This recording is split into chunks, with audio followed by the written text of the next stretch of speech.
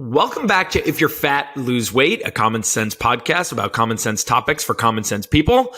Today we have a great show for you. Just like every time we release a show, we start with Fridays with Nostra Gallus, and we recap his bets, his time at the Super Bowl, and our normal tomfoolery. Then we have Mike Golic Jr. on to break down the Super Bowl and talk to us about any offseason storylines that he's following. And then we finish with Rapid Fire with Oliver Abelson. I hope you enjoy it. And Gila, take us away.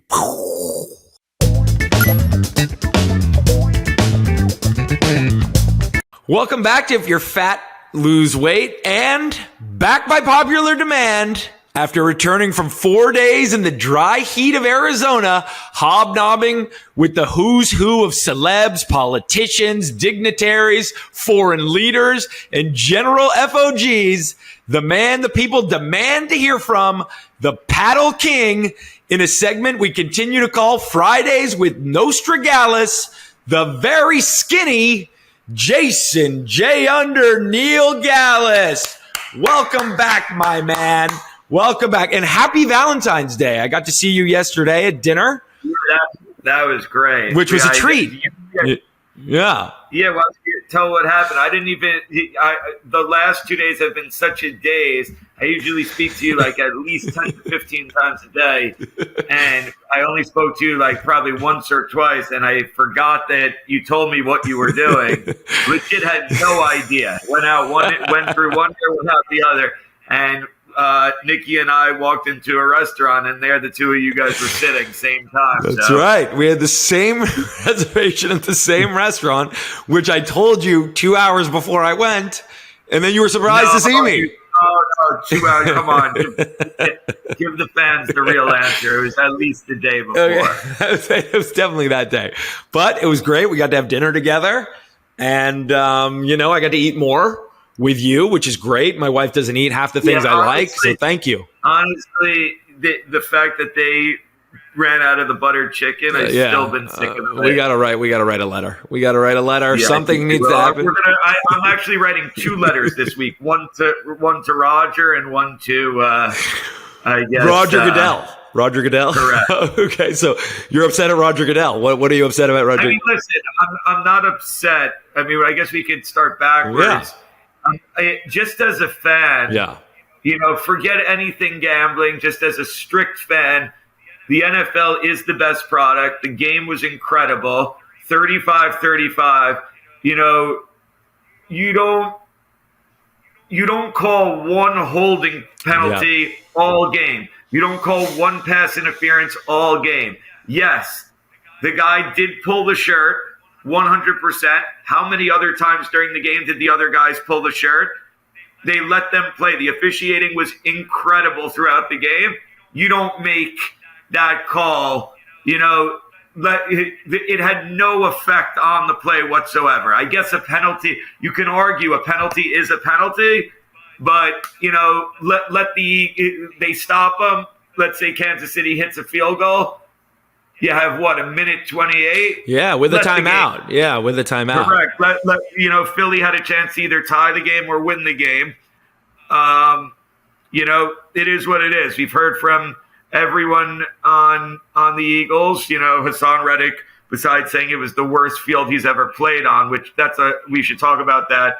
Also, I mean, the NFL is a multi-billion dollar company. They can't get a fucking good field for the Super Bowl. I mean, they were growing the field for 2 years.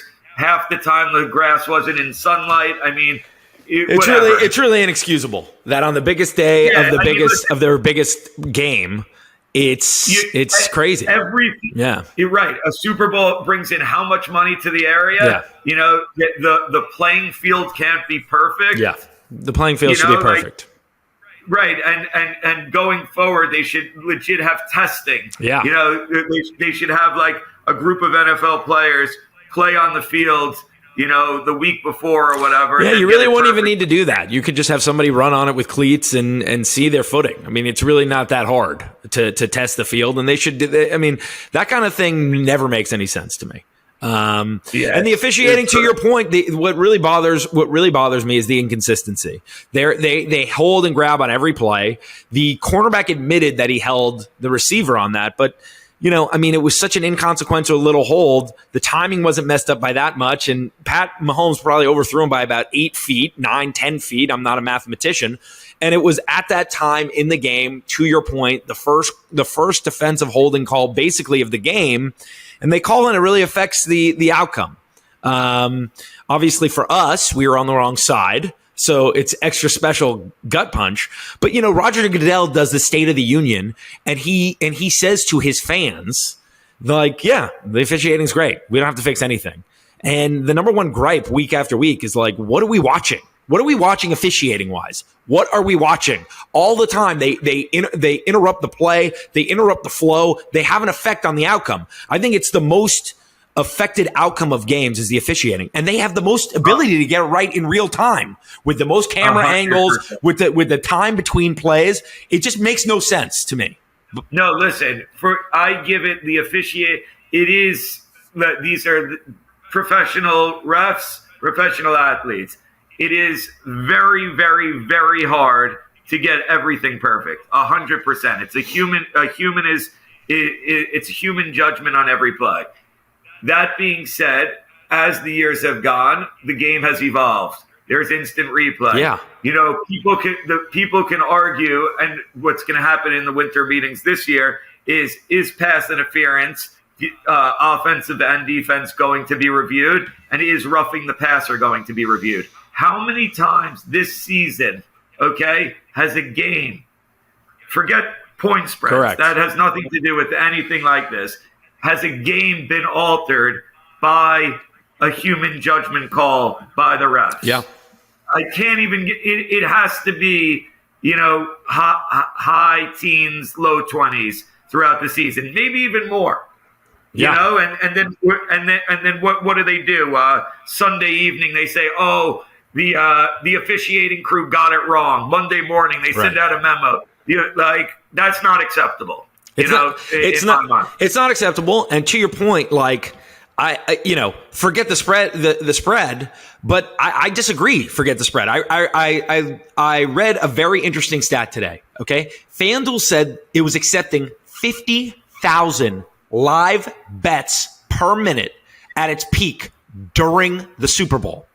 And throughout the game, averaged 2 million active users at a time. So when you say that the betting doesn't matter, I actually disagree. I think that if you infect the product with poor officiating, like if you lose, you lose. If we're on the wrong side, you and I, we're always like, well, we were just on the wrong side of that, right? We were on the wrong side. If we're on the wrong side from the jump, we're on the wrong side. Happens all the time. That's what happens when you sports bet. But it's really a gut punch when there's a human error that I think is correctable. And let me ask you a question, because you watch a lot of college football and I watch no college football, but they have like reviews in real time that come from the booth. And is it a better officiated product, or is it not a better officiated? I don't know the answer. I'm actually asking. I mean, you can argue in one sense that it is, because you could review the penalty, you could review the hold, targeting, when you lean with your head, head first. That's a huge. The college kids are young kids. That's a huge injury, and head injuries are a huge issue, especially for young kids as they grow. So they put a lot of money, a lot of time into that. You could argue that it's great that they get to review, but then on the other hand, a college game could be 4+ hours. So you sitting there. There's arguments on both sides, but for the Super Bowl, there's no argument. Everything should be double checked. Even those 2 calls when on the big catches by Devontae Smith, and what was it, Goddard AJ or whatever his Brown, name is, or AJ, Goddard, listen, They reviewed it for 5+ minutes. Did they even get the right call? I think they probably got the right call, but yes, the review was too long, and we're not going to fix it. We're just going to complain about it. So, but next year, Vegas Super Bowl. Yeah, I was going to ask. You excited? What are your thoughts on that? I cannot wait. I actually have not been to that. That's one of the very few stadiums that I have not been to, and I'm very, very excited. So how was your experience in Arizona? Arizona was great. It was, from the minute we landed until the minute we took off, it was definitely I said to you, it was one of the best overall weekends, as far as parties, food, right. Overall experiences. And then the game, unfortunately to me, the game sucks if I lose. I don't give a shit if it's a great game. I don't give a shit if it's a terrible game. Right. If I make money, it's great. If I lose, I'll be depressed for a little bit, but it is what it is. I think that's what it is for all of us now.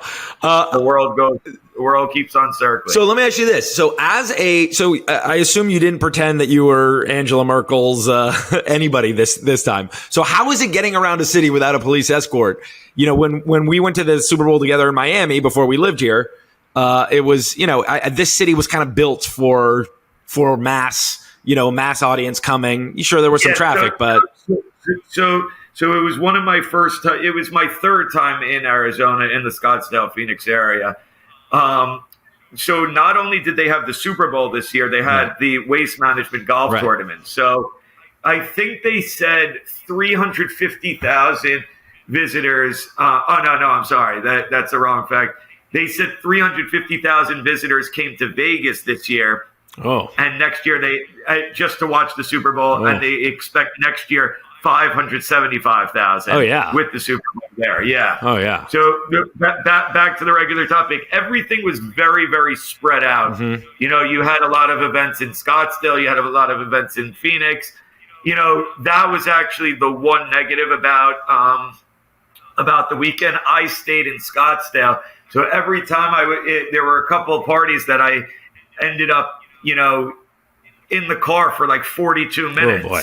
I went to the golf on Friday. I'll never go, it was a cool experience. I'll never go back to an event like that. It was like a full frat party. That's fun. 16th hole. Were you at the 16th hole?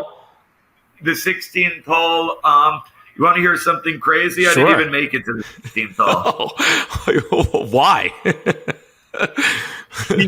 because a friend of mine, actually, you know what? I'm sorry. I made it to the outside of the 16th hole. Okay. I was ready to so they built like a stadium around the 16th hole. Yep. And I was fully ready to get out of there. And the friend I was with needed a picture. I'm like, course. You know what? I'm not going it through. You go. I'll be waiting. I had a pretzel and a lemonade while waiting. Okay, well that's you should. But we a friend of mine does a lot of business in Arizona, in the Phoenix area, and was so nice to host us. Had a great box and tent and everything. It was very nice. So it was easy. It was easy there. So we were there he had a great suite on 17. And then there was like also this club. I don't know if you guys know the Nelk Boys. Ever heard of the Nelk Boys? But of course, one of my friends is the CEO. So they had an event at one of the clubs. So we went over there for a little just to hang with them. That was pretty fun. All right. And how was Rihanna live? I mean, on TV, the people I was with, all we were doing was talking about that she was pregnant. You could tell she was pregnant. She wasn't really moving around. And she was pregnant. I knew she was pregnant. I saw her a couple of weeks ago in Barbados. But what was I going to say? The halftime show was like, my wife and daughter love Rihanna. Right. She's okay to me. Right. Last year's halftime show completely was better than this one. Oh, your last time halftime show might have been the best halftime show of all time. Ever. With Snoop, Dre, Eminem, Mary J. Yeah. It was insane. Yeah. Okay. So just to recap your betting, you won the first half, which was 2.5 units. We put out our picks like normal. We lost on the Eagles, which was 5 units, and then you lost the under, which was 3.5 units. You won both the tails and the anthem length for 0.25 units. You went under and you did tails, and both of those hit. We didn't have the inside info. And by the way, I couldn't find it on any of our sites, the anthem length to even bet, which we would have done. The casinos and the books started, getting it right now. Yeah. Basically, they know that we know. they know people. Basically, a couple of years ago, they had no, it wasn't even on their minds now. But I told you can't even put it's a waste of time, a waste of money. Right. Even though money is money, Well, yeah, but it's still, they like max you like $200 or something. No, the total I was totally off on. Mm-hmm. It is what it is. I thought that listen, the side terrible second half game plan. The entire organization on Philadelphia got completely outcoached.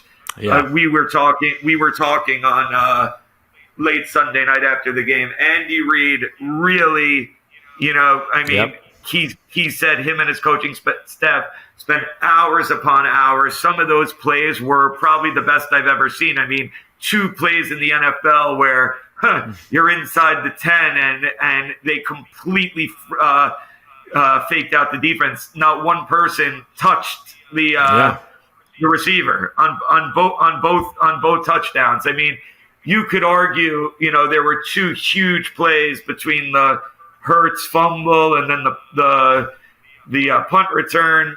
That's sports. But the Eagles were up 10 go at halftime.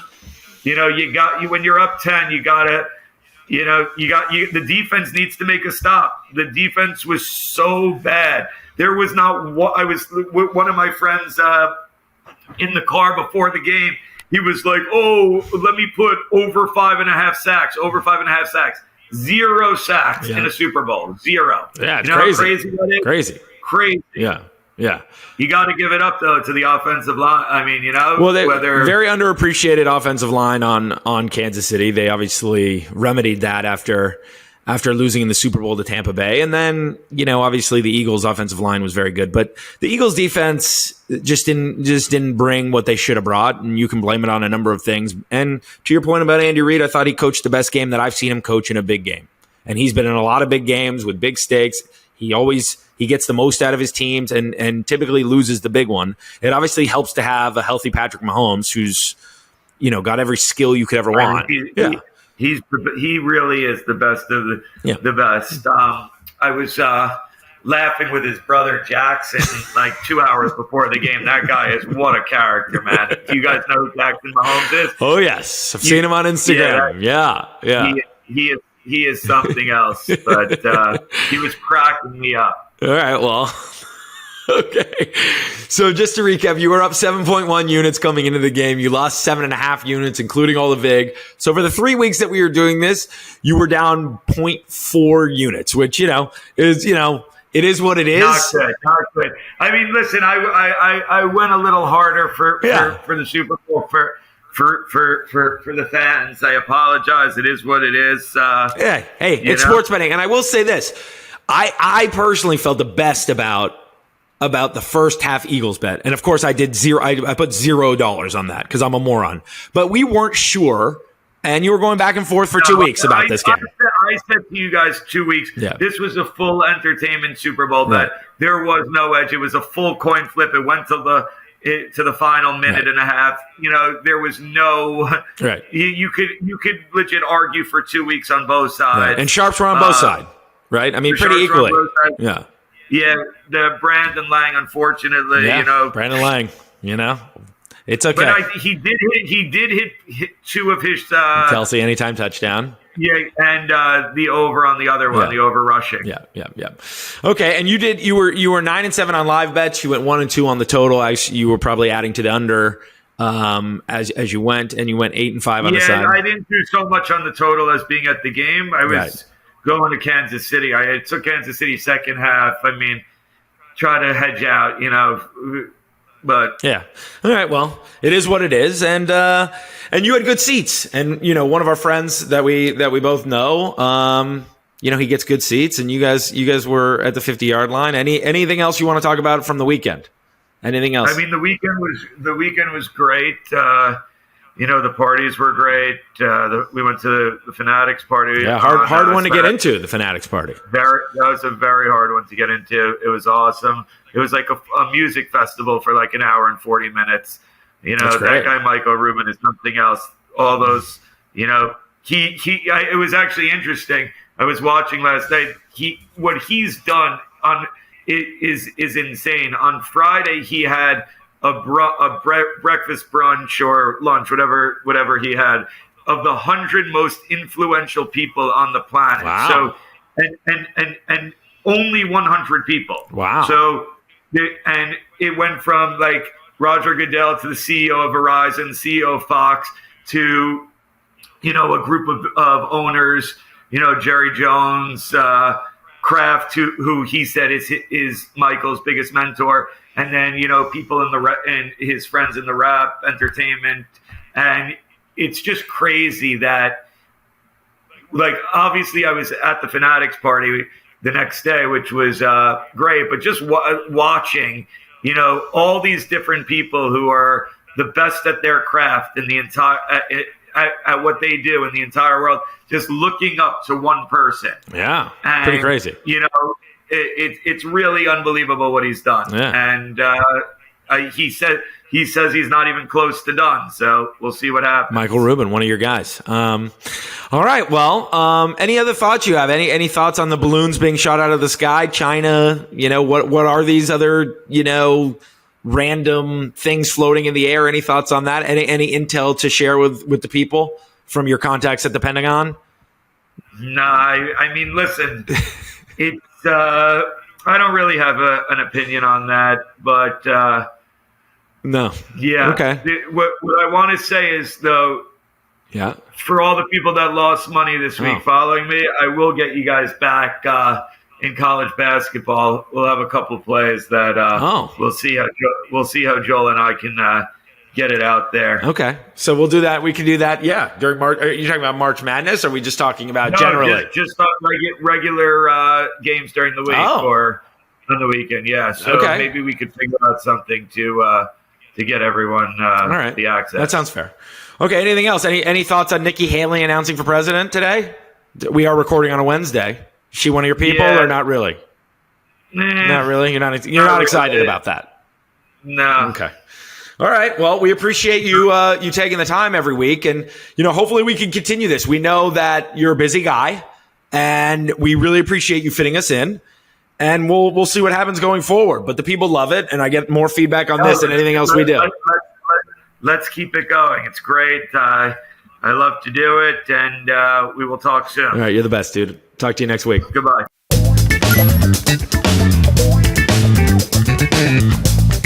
Welcome back to If You're Fat, Lose Weight.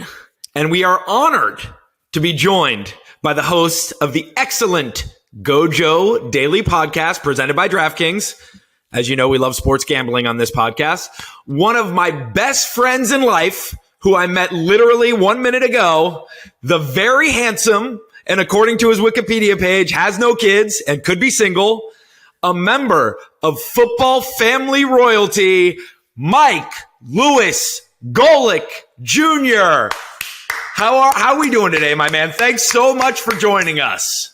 The most glowing, comprehensive introduction I've ever received on any platform. So thank you for that. I appreciate it. Well, that's what we try and do here. And, I'm not sure if you're single, but we have cornered the market on mid-30s to mid-40s Jewish women with kids who range from very happily to very unhappily married. So if that's your bag, you'll let me know offline and I'll connect you to a few. I grew up on the East Coast, so let that tell you what it will. All right. Well, thanks for joining us. Well, let's jump right in here. I assume you were in Phoenix for the game. What did you think of the game? Did you make a wager on the game? And tell us what you thought of the game. I did. I made quite a few on the game, and unfortunately, most of them were tied to the Eagles winning. That was my pick for the week, so I felt like I needed to put my money where my mouth was all week. I'd been telling people I thought Philadelphia was going to win, and I had said it every step along the way. I didn't feel that great about it because that guy, Patrick Mahomes, wearing 15, in this case, white, wearing road white for the first time in his postseason career, was on the other side, and we ended up getting at least what I wanted out of it, which was an unbelievable game, one of the best that I've seen in recent memory. When you get the 2-1 seeds for I think only the 7th time in the last 20 or 30 years, something like that, there's a lot of pressure for everyone to live up to it. And both these teams, and especially most importantly for the general NFL audience, both quarterbacks did, which is huge. Yeah. Yeah, I think that's a good point. I also wagered on the Eagles. I was particularly disappointed in their defense. I thought Andy Reid probably coached the best game that I've seen him coach as far as like designing plays. And these guys were just like walking wide open into the end zone. But you would know better than me. Were you disappointed in the Eagles defense at all, or what did you think there?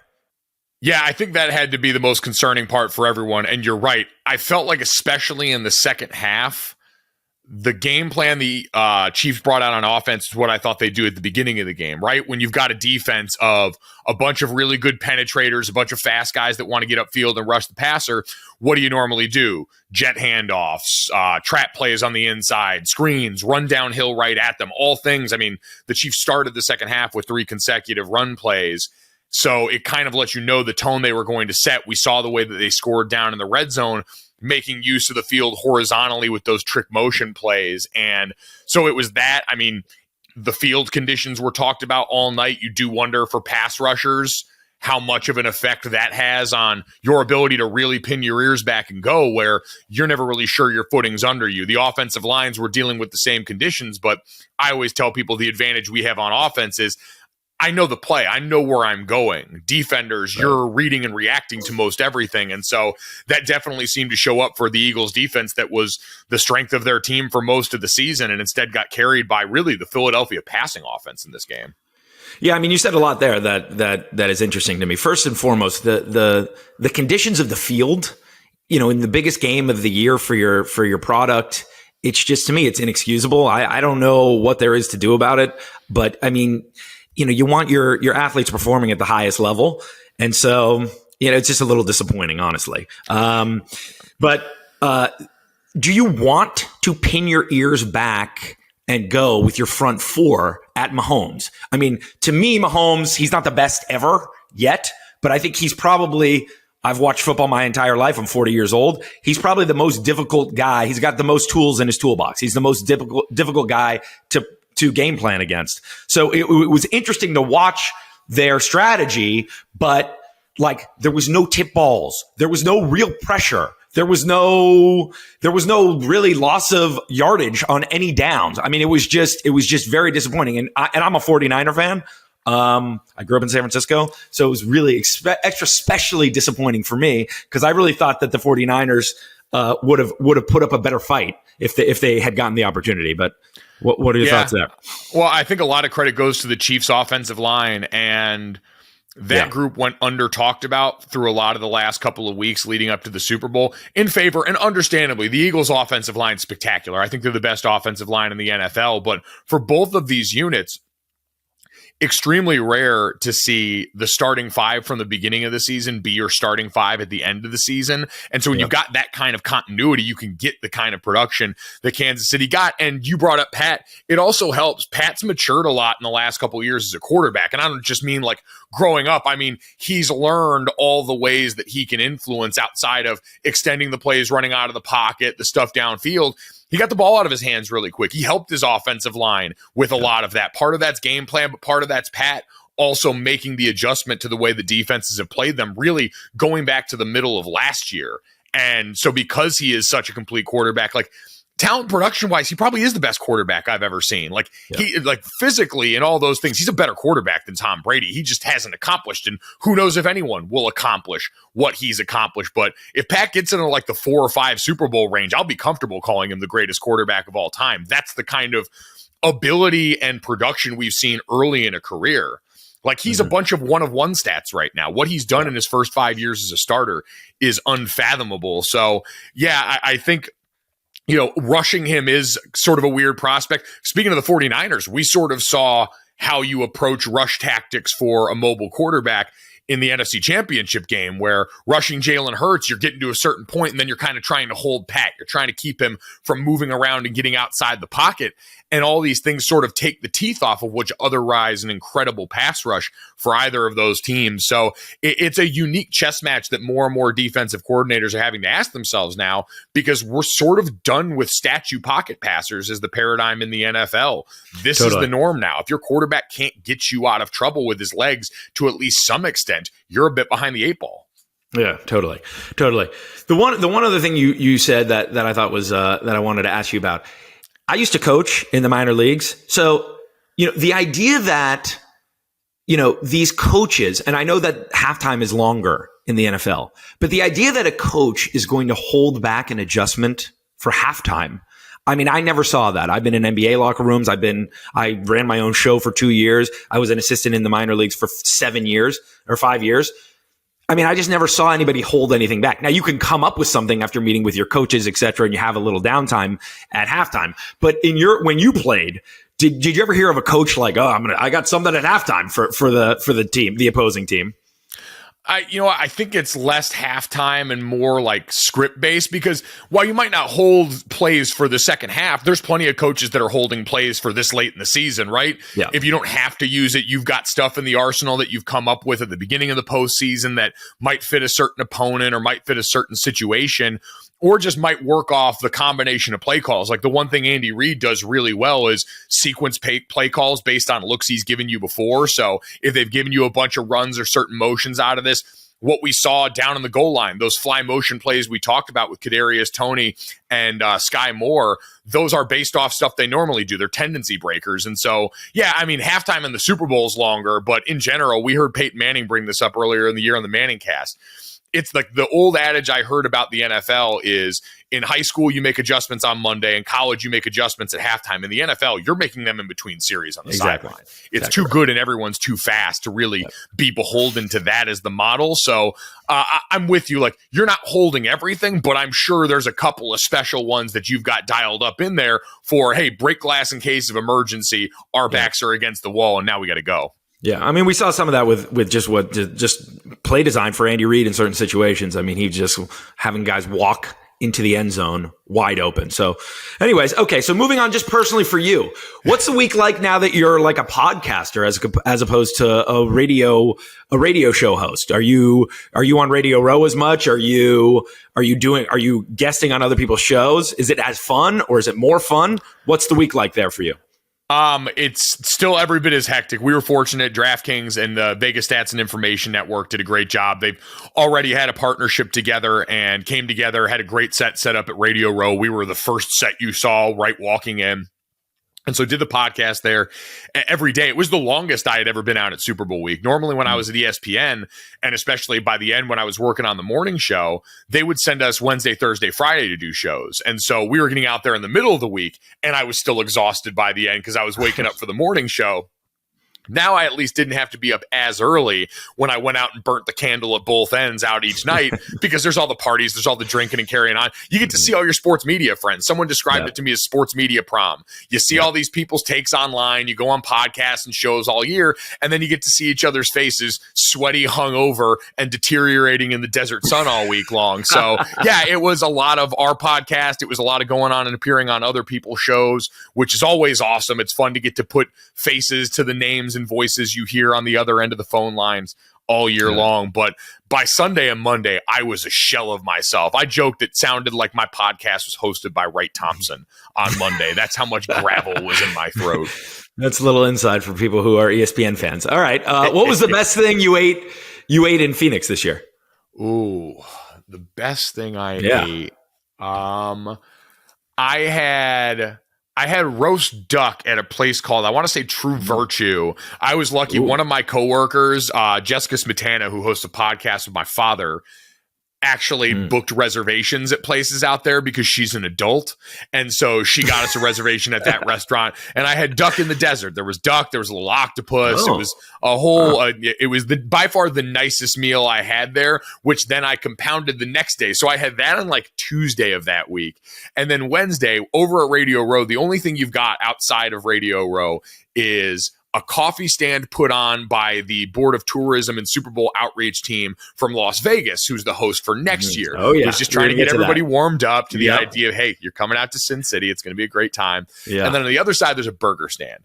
And so I went and slammed a double cheeseburger left and then went to a Mexican restaurant with my co-host and with Jessica Smetana and proceeded to pour pounds of tacos and queso fundido into my gut. That was the lowest point for me that week. I felt like I was going to burst that entire night. I didn't go out because I was too full to drink. It was self-sabotage at its finest. Yeah, I think you're looking at it the wrong way. I mean, the queso thing sounds amazing. I don't think you should just self-sabotage or anything. I mean, what's better than queso and chips? It's one of my all-time favorite foods, I think.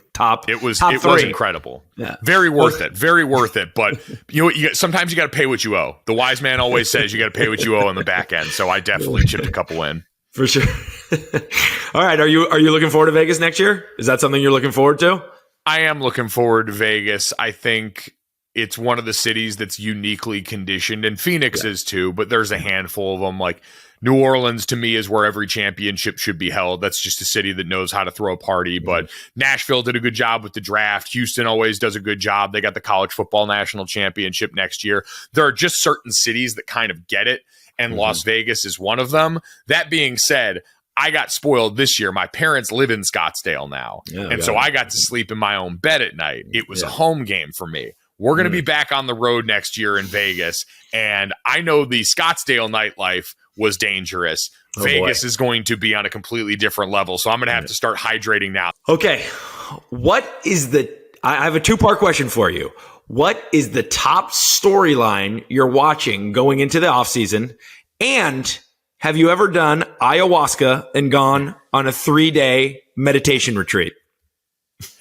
You know what's wild is my first thought before the second question was actually the Lamar Jackson headline for this offseason. Yep. Just because now the Ravens hired Todd Monken as their offensive coordinator away from Georgia, and Todd obviously, background with the Browns and the Buccaneers, in the NFL before this. But between him and Aaron Rodgers, Derek Carr getting released the other day by the Raiders now, there's obviously a massive gulf between Aaron Rodgers, Lamar Jackson, and then to where Derek Carr is in this. But those are the big ones to watch, where these quarterbacks land, because each of them are legitimate, the first two, I should say, in Rodgers and in Lamar Jackson, legitimate franchise altering in what's expected of you this upcoming season.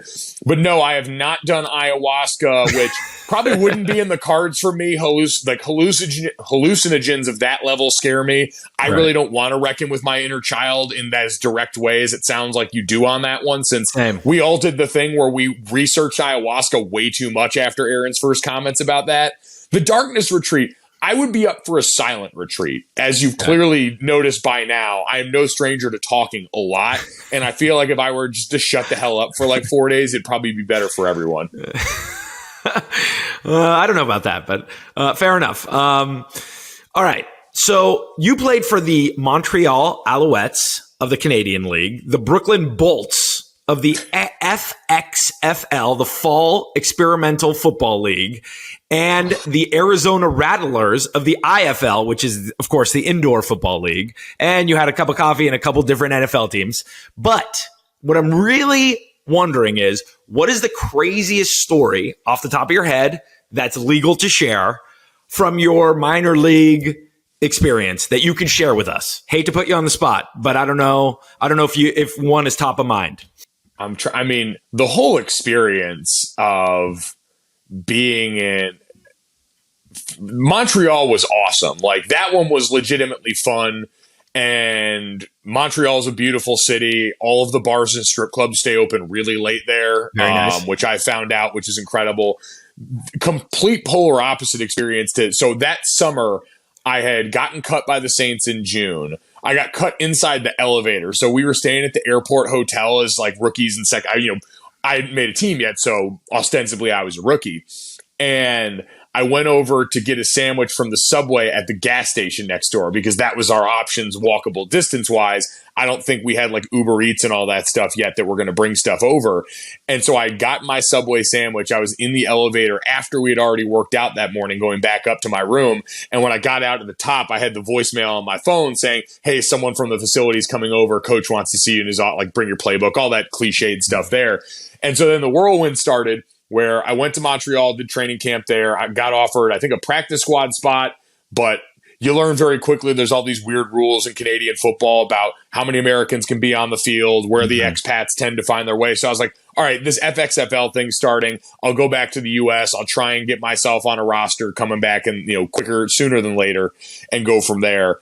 And in Brooklyn, we lived in a Holiday Inn Express on Staten Island for 2.5 months. We didn't get paid for the last 2 or 3 games of the season.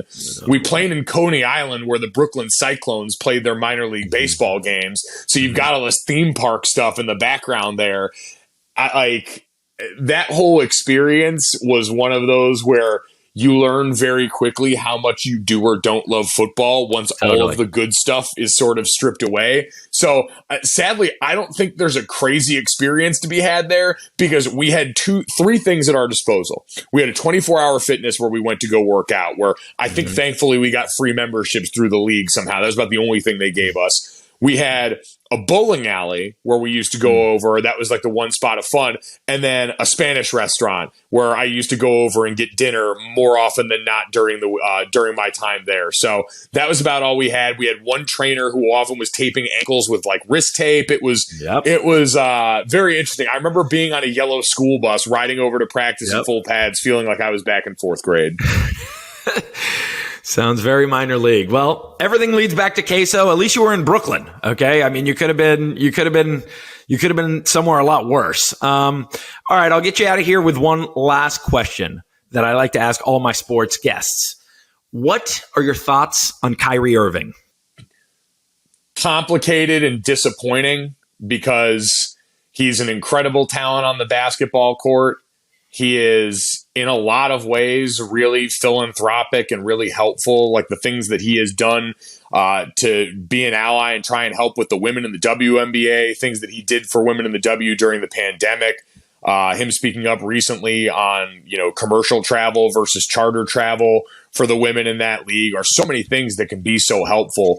But then on the other side, we see he is actively poisonous in a lot of ways and has done things without remorse that clearly anyone with what we thought was as much of a conscience as he had in so many other areas would normally look at and say, all right, I messed up. But it's, I don't know, he is someone that clearly thinks that he is smarter than everybody else in the room. And when that goes poorly, we've seen it's gone really poorly. All the stuff, sharing anti-Semitic video material and, sharing all of the, it's just really disappointing to see someone who has so much ability and for so long seemed to be a source of goodwill all of a sudden become this, complete opposite in so many ways. And now we've seen in multiple spots in a basketball sense, it's affected his longevity in all these spots. There seems to be a time limit for how long Kyrie is going to happily be a part of an organization. So the Dallas Mavericks are officially on the clock now. They're on the clock.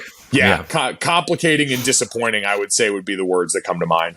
Well, that's a nuanced take that we don't usually get. I mean, to me, the faux intellectual, which is what you were alluding to, is just nails on a chalkboard to me. But anyways, no, I'd agree. Anyways, thanks for coming on, Mike. Really appreciate your time. And we had a little, audio issues and you stuck through it. And I'm just going to put this out there for you. If you ever want me to come on, or a guy to come on your show to talk about how he gave up on his dreams for a girl, or how he destroyed his family financially in 12 months in the year of 2022, I'm your guy. I'm just going to put it out there. No pressure. And thank you so much for your time today, man. It's an incredible niche. I will absolutely take you up on that offer at some point. Thanks for having me. Think about it. All right, Mike. Thanks.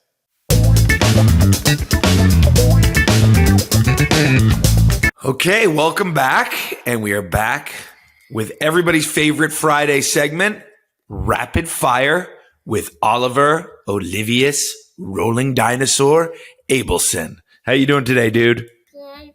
Okay, you got to move forward so you can speak into the mic. Okay. Here's what we got.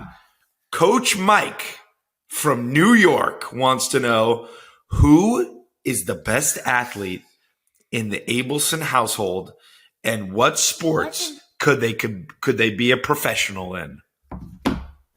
Who's the best athlete, and what sport are they going to be a professional in? I think Elle's the best athlete. Elle's the best athlete? Yeah. And what sport is she going to play professionally? Tennis. Got it. Okay. Matt Spasta from New York wants to know, if I gave you $100, what would you spend it on? Ooh. A bunch of iPads. A bunch of iPads. Good answer. Lexi from New York wants to know, does Oliver miss Grandma Lemma Ding Dong Dong Ding? Yes. You miss Grandma Lemma Ding Dong? He's a one-of-a-kind kid. And finally, Johnny Two Times from New York wants to know, who would win in a boxing match? Dad or Uncle Jeremy, a.k.a. Uncle Fawty? Jer would? He would beat me in a boxing match? Thank you for saying that. All right. Anything else you want to say to the people? No. All right, dude. We'll talk to you next week. Actually, I don't want to say one thing. Please. Microphone, bye-bye. Nice.